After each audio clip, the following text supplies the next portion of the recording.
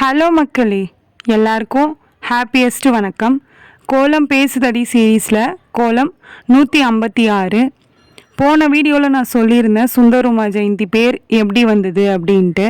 நிறைய பேர் என்கிட்ட சொல்லியிருந்தாங்க, இவ்வளோ பெரிய லென்த்து பேர் வேணாம், அதே மாதிரி இந்த பேர் வேறு மாதிரி பேர், இதுலேயே வேறு மாதிரி, இப்படியே இருக்கிறதுலையே வேறு மாதிரி மாடர்னாக இருக்கா மாதிரி, இல்லை ஷார்ட்டாக இருக்கணும் அப்போ தான் ஞாபகம் வச்சுப்பாங்க அப்படின்ட்டு நிறைய பேர் என்கிட்ட சொன்னாங்க.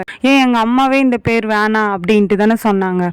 ஆனால் நான் இதில் தெளிவாக இருந்தேன். பார்க்குறவங்க ஞாபகம் வச்சுக்கலனா கூட பரவாயில்ல, அவங்க என்னோடய வீடியோவை தானே பிடிச்சி பார்க்குறாங்க.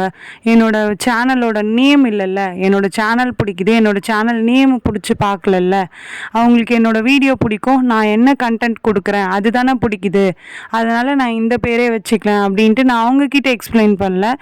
எனக்குள்ளே நானே சொல்லிக்கினேன், என்ன ஆனாலும் பேர் மாற்றக்கூடாது அப்படின்ட்டு.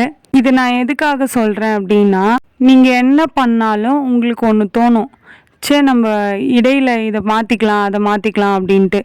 நம்ம கண்டென்ட் இம்ப்ரூவ் பண்ணுறதுக்கு என்ன வேணால் மாற்றிக்கலாம், ஆனால் நம்ம ஸ்டார்ட் பண்ணதப்போ ஒன்று ஃபிக்ஸ் பண்ணோம்ல, அதை அப்படியே நம்ம கன்சிஸ்டன்சியாக அதை நம்ம பண்ணிகிட்டே இருந்தோன்னா, அந்த பேரை வச்சோ இல்லை அந்த சேனல் வச்சோ ஏதோ ஒன்று அதை நம்ம பண்ணிகிட்டே இருந்தோன்னா கண்டிப்பாக ஒரு நாள் அது சக்ஸஸில் முடியும். அதை நான் சொல்லி ப்ரூவ் பண்ண வேண்டியதில்லை, நீங்களே பார்ப்பீங்க அதுக்கப்புறம் அதை.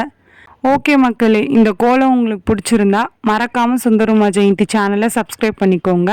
நான் கையில் வச்சுருக்க இந்த கோலம் பவுல் வேணும்னா ஸ்க்ரீனில் தெரிகிற வாட்ஸ்அப் நம்பருக்கு வாட்ஸ்அப் பண்ணி ஆர்டரை ப்ளேஸ் பண்ணிக்கோங்க. பாய் பாய்.